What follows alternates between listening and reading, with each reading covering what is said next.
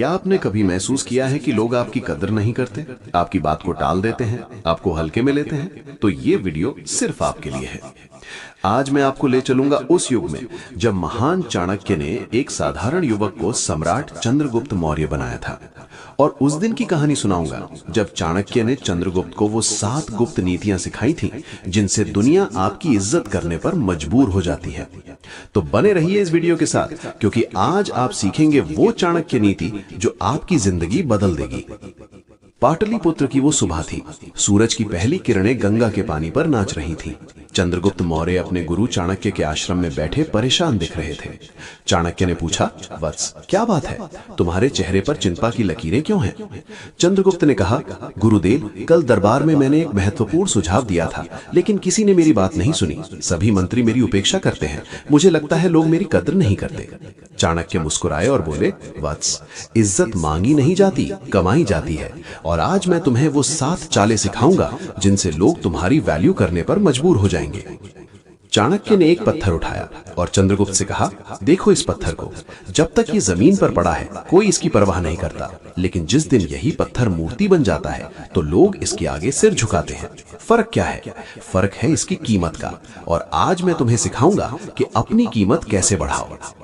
चाणक्य ने पहला सबक शुरू किया। पहली चाल है मौन की शक्ति। हर किसी से हर वक्त हर बात शेयर मत करो।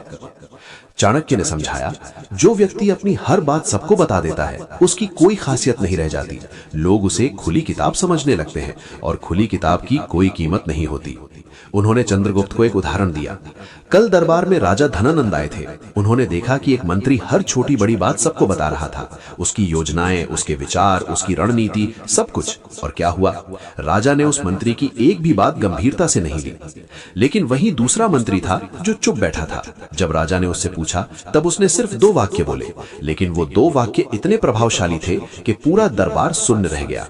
यही है मौन की शक्ति। चाणक्य ने चंद्रगुप्त की आंखों में देखा और कहा, याद रखो, जो कम बोलता है उसकी बातों का वजन ज्यादा होता है।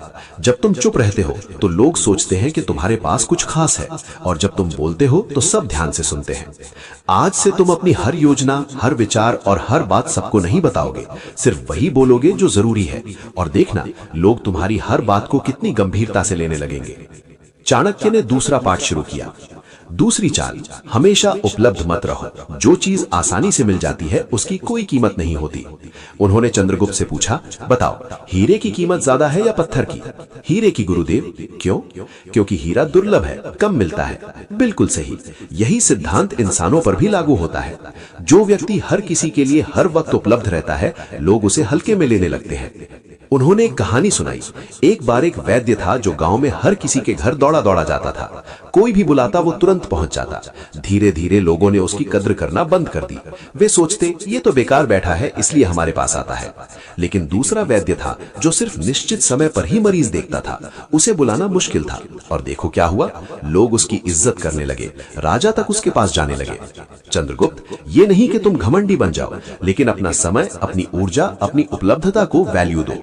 हर किसी के हर काम के लिए तुरंत मत दौड़ो। जब तुम अपने लिए समय निकालोगे, अपने काम को प्राथमिकता दोगे, तो लोग समझेंगे कि तुम्हारा समय कीमती है।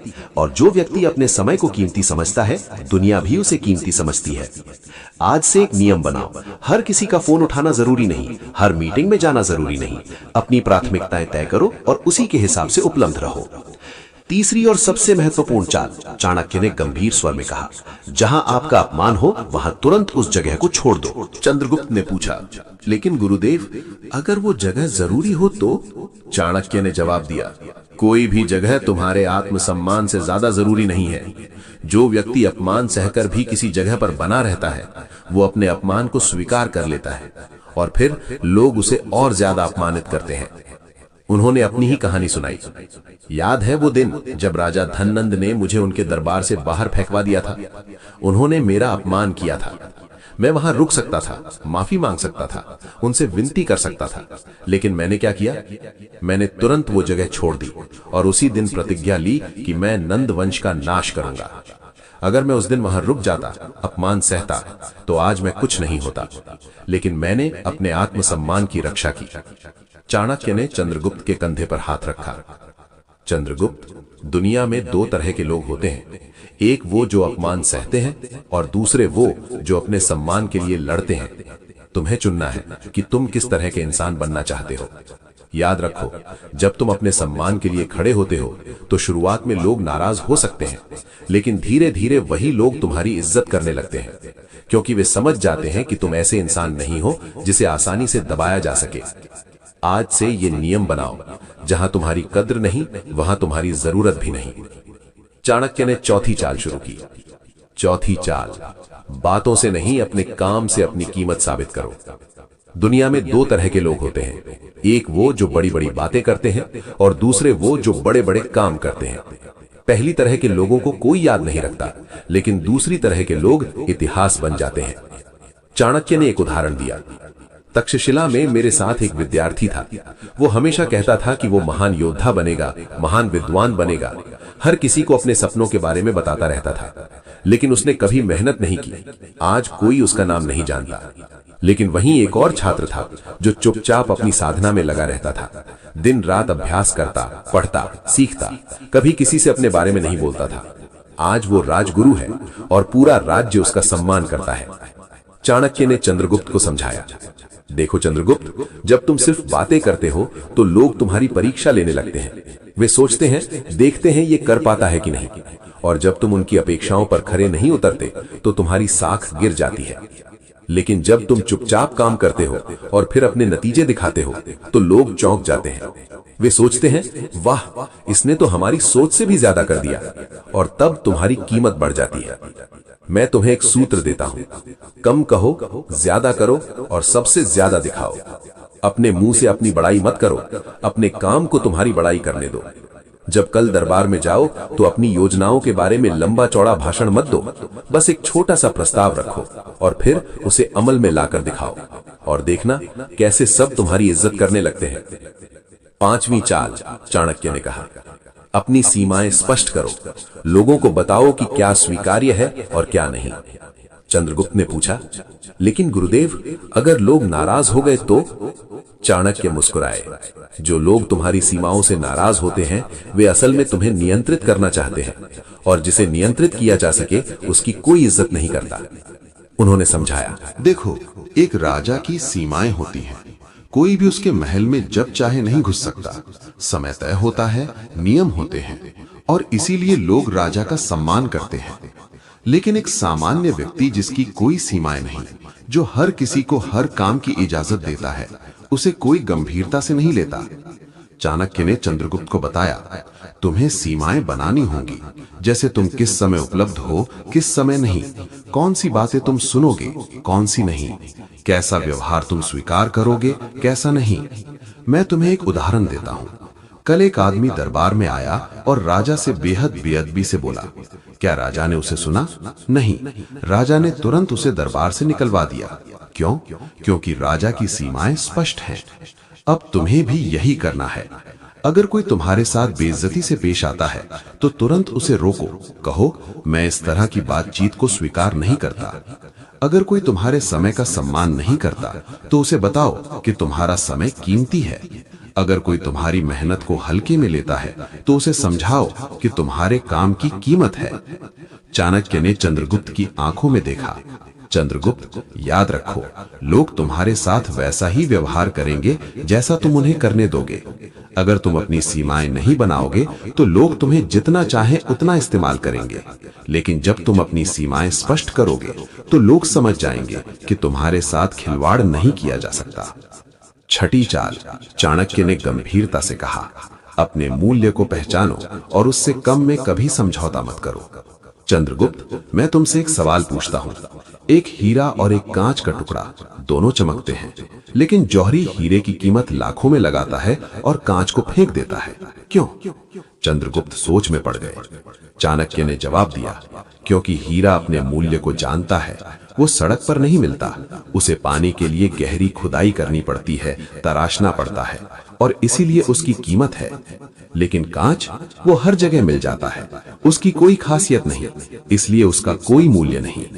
चाणक्य ने समझाया, तुम्हारे साथ भी यही है।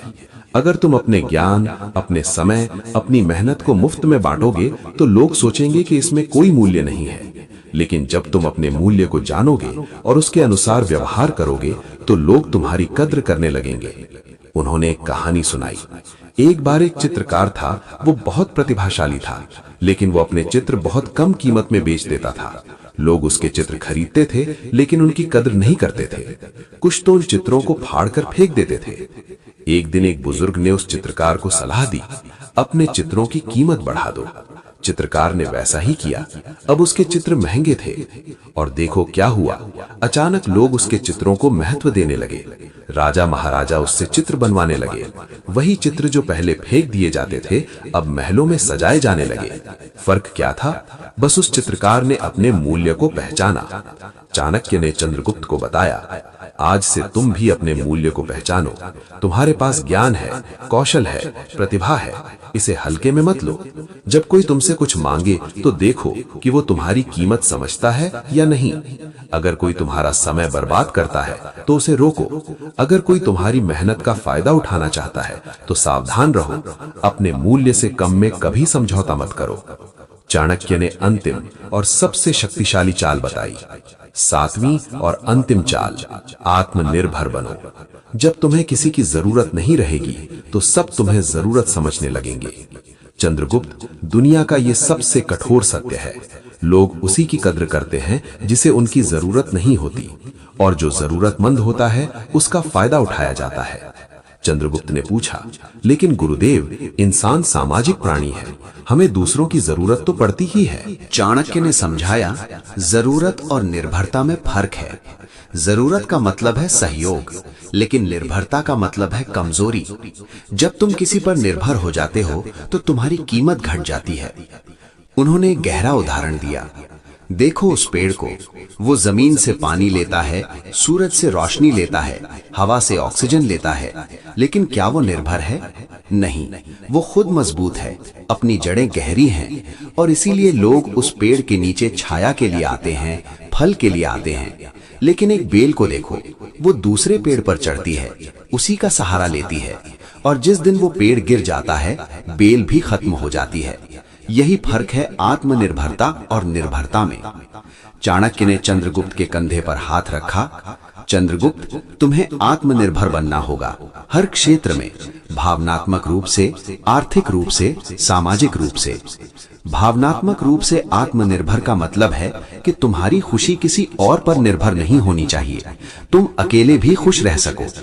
आर्थिक रूप से आत्मनिर्भर का मतलब है कि तुम अपने खर्चे खुद उठा सको, किसी के आगे हाथ नहीं फैलाना पड़े। सामाजिक रूप से आत्मनिर्भर का मतलब है कि तुम्हारी पहचान किसी और से नहीं, तुम्हारे अपने कामों से हो। जब तुम आत्मनिर्भर हो जाओगे तो एक अद्भुत बात होगी, लोग खुद तुम्हारे पास आएंगे, वे तुम्हारी सलाह मांगेंगे, तुम्हारी मदद चाहेंगे, तुम्हारा साथ चाहेंगे, क्योंकि दुनिया आत्मनिर्भर लोगों का सम्मान करती है। तो चंद्रगुप्त, ये है वो 7 चालें जिनसे लोग तुम्हारी कद्र करने लगेंगे। याद रखो इन्हें। पहला, मौन की शक्ति, कम बोलो, ज्यादा वजन रखो। दूसरा, अपनी उपलब्धता घटाओ, हीरे की तरह दुर्लभ बनो। तीसरा, आत्मसम्मान की रक्षा करो, जहां इज्जत नहीं वहां तुम भी नहीं। चौथा, काम से बोलो, बातों से नहीं, कर्म से अपनी कीमत साबित करो। पांचवा, सीमाएं बनाओ, स्पष्ट करो कि क्या स्वीकार्य है। छठा, अपने मूल्य को जानो और उससे कम में समझौता मत करो। सातवां, आत्मनिर्भर बनो, जब तुम्हें किसी की जरूरत नहीं रहेगी सब तुम्हें जरूरत समझेंगे। चंद्रगुप्त ने झुककर प्रणाम किया। धन्यवाद गुरुदेव, आज आपने मेरी आंखें खोल दी। अगले दिन दरबार में चंद्रगुप्त ने इन नीतियों को अपनाया। वे चुप रहे जब जरूरत नहीं थी, बोले तो ऐसा बोले कि सब सुन रह गए। उन्होंने अपनी सीमाएं स्पष्ट की और धीरे धीरे एक एक करके सभी मंत्री, सभी सैनिक, सभी लोग चंद्रगुप्त की इज्जत करने लगे। और आज इतिहास में चंद्रगुप्त मौर्य का नाम स्वर्णाक्षरों में लिखा है, क्योंकि उन्होंने चाणक्य की इन 7 नीतियों को अपने जीवन में उतारा। तो दोस्तों, ये थी चाणक्य की वो 7 गुप्त नीतियां जो आपकी जिंदगी बदल सकती हैं। अब सवाल ये है कि क्या आप इन्हें अपनाएंगे? याद रखिए, इज्जत मांगी नहीं जाती, कमाई जाती है। और ये 7 चालें आपको वो रास्ता दिखाती हैं जहां दुनिया आपकी कद्र करने पर मजबूर हो जाती है। अगर आपको ये वीडियो पसंद आया तो लाइक करना न भूलें और अपने उन दोस्तों के साथ जरूर शेयर करें जिन्हें लोग हल्के में लेते हैं। कमेंट में बताइए कि आप इनमें से कौन सी चाल सबसे पहले अपनाएंगे। और हाँ, चैनल को सब्सक्राइब करना न भूलें, क्योंकि अगले वीडियो में मैं लाऊंगा चाणक्य की वो नीतियां जो आपको सिखाएगी कि सामने वाला झूठ कह रहा है या नहीं। तब तक के लिए धन्यवाद।